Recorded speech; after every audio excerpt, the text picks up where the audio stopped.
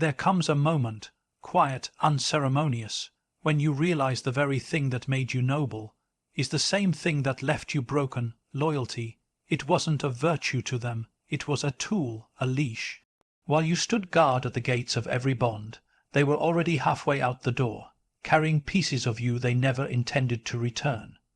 You weren't naive, you were committed. You weren't weak. You were loyal, and yet, somewhere in the storm, that loyalty turned against you, not because it was wrong, but because they were never worthy of it. You were trained to stay. They taught you that leaving is betrayal, even when staying cost you your soul. They don't teach you how to walk away, they teach you how to endure. From the earliest moments you were praised for staying quiet, for being patient, for swallowing pain and calling it strength. You learned that love meant sacrifice, that goodness meant silence, that turning the other cheek made you noble, even when both cheeks were bruised. You were trained to stay, not by words, but by patterns. You saw people abandon themselves just to keep peace, just to avoid conflict. And somewhere along the way, you began to believe that endurance was love, that suffering was loyalty, and that leaving meant betrayal. You weren't raised to protect your heart. You were raised to offer it, over and over, even when it was shattered beyond recognition. You stayed because you thought that's what good people do. You waited for change, gave second chances, justified what should have been condemned. And when your gut whispered, "This isn't right," the voice of your training shouted louder, "Be patient, be kind, be loyal." So you stayed, through cold silences, through broken promises, through the slow erosion of your self-worth. You stayed not because you were weak, but because your loyalty was so deeply ingrained it felt like a duty, a calling. You didn't just want to be loved. You wanted to prove you were worthy of it by how much you could carry, how much you could forgive. But what they never told you is this: loyalty without boundaries becomes self-destruction. They didn't teach you that staying in the wrong place for too long doesn't make you faithful. It makes you disappear. You begin to fade, not all at once, no. Piece by piece, your laughter becomes quieter, your dreams more distant. You become a version of yourself so heavily edited to survive that even you barely recognize who's left. And still, you stay. Why? Because somewhere in your story, someone convinced you that love is measured by pain. That being the last one standing means you win. But that's the lie. That's the chain. Because loyalty isn't love if it costs you your peace. Devotion isn't noble if it requires your silence. They taught you to stay, but they never taught you to choose yourself. To say enough to realize that sometimes the most loyal thing you can do is leave, not out of hate, not out of revenge, but because your soul deserves a place where it doesn't have to bleed to belong. They trained you to stay, but now you're unlearning that script, and in that quiet rebellion, you're reclaiming the kind of loyalty that includes you in the equation. You handed over the sword that could have saved you, you gave them the power to wound you, because you thought love meant surrender. You didn't just stay, you handed over your sword, the very thing that could have defended you, the voice that could have drawn a line, the strength that could have said no. You placed it in their hands like a gift, because you thought love required that. You believed that to be close to someone you had to be open, vulnerable, transparent, and you were, entirely. You showed them your fears, your past, your hopes, your bruises. You told them where it hurt, thinking they'd protect that place. But some people don't protect what you give them. They test how far they can push it. You thought your honesty would build connection. You thought your surrender would build trust. But all it built was a weapon, and they used it against you. What you thought was intimacy was often inventory. The more you revealed, the more they stored. Not to understand you, but to control you. To disarm you, and in the name of love you allowed it. Not because you lacked strength, but because your strength was misdirected. You weren't weak, you were noble. You chose compassion over pride. You chose forgiveness over ego. You kept choosing peace, even when war would have been easier. But in doing so, you forgot something crucial. Love is not supposed to leave you defenseless. It's supposed to make you feel safe, not exposed. And yet you excused the little cuts, the jokes that stung, the blame that felt misplaced, the quiet ways they chipped away at your spirit. You called it misunderstanding. You called it stress. You rationalized and reframed, even when the truth was rising like smoke through the cracks. Because the sword wasn't just in their hands now. It was gone, and you were standing there with nothing to guard you, nothing to warn them, this is the line. This is where I end and you begin. But now maybe you see it. Maybe you've begun to understand that surrender without discernment is not love. It's erasure. That giving someone the best parts of you doesn't mean sacrificing the core of you. That boundaries don't destroy connection. They protect what's sacred. And maybe, just maybe, you're ready to reclaim what you gave away. Not to become cold, not to shut down, but to remember that your loyalty is not a license for others to mistreat you, that your openness isn't an invitation to be wounded, that your love is still a treasure, but it needs a gate, a sword, a keeper who stands guard, even when the heart is wide open. You handed over the sword because you trusted, but now you're learning that the highest form of love includes protecting yourself too, because not everyone who holds your heart will hold it with care, and from now on you will. They knew you'd never walk away. They didn't fear losing you, because they knew you feared hurting them. They studied you, not with wonder, but with strategy, not because they admired you, but because they knew they could depend on you to never leave. You were the constant, the one who showed up when no one else did, the one who forgave even when it tore you in half. They didn't cherish that. They used it, and the truth is painful, not because you were weak, but because you were predictable in your kindness. You made excuses for them, even when their actions screamed louder than their apologies. And they knew, they always knew, you wouldn't raise your voice, you wouldn't walk out, you wouldn't give them the silence they gave you.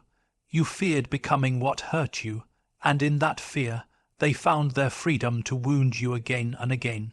It wasn't that they didn't see your worth, they just never believed you would enforce it. They mistook your patience for permission, your empathy for surrender. They knew how deeply you felt things, how loyal you were to your promises, your principles, your people. So they gambled with your heart, again and again, because your presence became a guarantee. And when people stop fearing your absence, they stop valuing your presence. But you were still there, trying to fix, to hold on, to understand. Because you thought love was an anchor, not realizing it was becoming your chain. You feared hurting them more than you feared hurting yourself. That's what they counted on. They leaned on your guilt. They pressed against your compassion like it was a button they could push anytime they were uncomfortable with your truth. Every time you hesitated to speak, to demand more, to say this is not okay, they read that hesitation as control, as dominance, as victory, and slowly you became a version of yourself who loved too quietly and suffered too loudly, but only within. But something changes the moment you realize they counted on your silence, that they didn't worry about losing you because they knew you were more afraid of being the one who left. And suddenly the whole script unravels. You start to see that love isn't proven by how long you stay, it's proven by how you are treated while you do. That fear is not loyalty, that guilt is not grace, that a bond without boundaries is not love, it's survival. They knew you'd never walk away, but what they didn't see coming was that you'd wake up. That one day you'd stop fearing the silence, that you'd stop apologizing for outgrowing the pain, that the same loyalty that once chained you could be redirected to yourself. And when that happens, it's not revenge. It's not bitterness, it's the return of someone who was never weak, just too loyal for a world that mistook devotion for permission. And now you're gone, not in anger but in clarity. The wake-up call wasn't loud. It was silent one day. Your silence turned from submission into awareness. There was no grand explosion, no screaming match, no dramatic ending, just a moment, a strange, haunting stillness, where something inside you shifted. It wasn't rage that woke you up. It wasn't some final betrayal or cruel word. It was the weight of 1,000 small moments, finally settling into clarity. You were sitting there, maybe at the dinner table, maybe in the car, maybe just staring out a window, and suddenly, it all made sense. The long nights you spent overthinking, the apologies you whispered for things you didn't do, the exhaustion that wrapped around your chest like a slow, creeping fog. You weren't thriving, you were enduring. And your silence, once a symbol of peace, had become your prison. That's when it hits you. The wake-up call doesn't come with thunder. It arrives quietly, like a ghost. You look around and realize that your needs have become negotiable. Your voice optional, your presence expected, never cherished. And for the first time you don't cry, you don't beg, you don't try to explain, you just see it. You see the emotional choreography you've danced for years. The way you shrank yourself to make others comfortable, the way you twisted your truth to avoid conflict, the way you disguised heartbreak as patience, and in that moment the silence changes. It becomes sacred. Not the kind that suffocates, but the kind that reveals, because now you're listening, not to them, but to yourself. And what you hear is undeniable. You hear your own pain, not as a burden, but as a truth that deserves a voice. You hear your instincts whispering, you were never supposed to live this way. And for the first time, you don't silence that voice. You don't push it aside. You let it speak. You let it lead. And that's when everything changes, not outside, but inside. You don't need permission to feel anymore. You don't need someone else's validation to believe what you've always known deep down. You deserve better. That moment of stillness becomes your rebirth. You don't announce it. You don't make a scene, but the old you, the one who tolerated, who explained, who hoped for change in all the wrong places, that version of you starts to dissolve. What rises in its place isn't anger. It's not vengeance, it's awareness, the kind that no one can take from you again, because once you've seen clearly, you can't unsee. Once you've heard your own truth, the lies lose their grip. The wake-up call wasn't loud, but it was final, and now you're no longer waiting for them to notice you. You're noticing yourself. The silence that once kept you small has become your power, and in that quiet awakening, you don't just walk away, you rise. Loyalty is noble. Until it's blind, you weren't wrong for loving deeply. You were wrong for staying when it turned into self-destruction. Loyalty is one of the last virtues people still speak of with reverence. To be loyal, unshakably, unquestioningly devoted, was something you wore like armor. You thought it made you strong, and in many ways it did. Because to love someone through their darkness, to believe in them when they couldn't see themselves, takes a kind of strength most will never understand. But loyalty, without wisdom, without boundaries, becomes a slow betrayal of the self. You weren't wrong for being loyal. You weren't weak for loving with both hands open. What broke you wasn't the giving. It was the giving without return. It was the loyalty you kept offering to those who only held you when it was convenient, who only stood beside you when it served them. And because your heart was pure, you stayed, not realizing that blind loyalty is not a virtue. It's a surrendering of your voice, your worth, your identity. The world will rarely warn you when your loyalty is becoming dangerous. It won't hold up signs telling you that you've crossed the line between love and self-sacrifice. No, it will praise your patience. It will call you strong for carrying what no one else would. It will admire your resilience while you bleed silently behind your smile. But there's nothing noble about staying loyal to someone who abuses your consistency.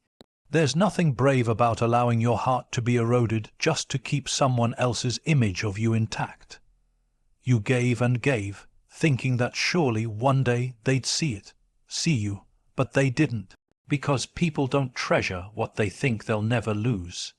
And that's what blind loyalty becomes, a permission slip for others to devalue you.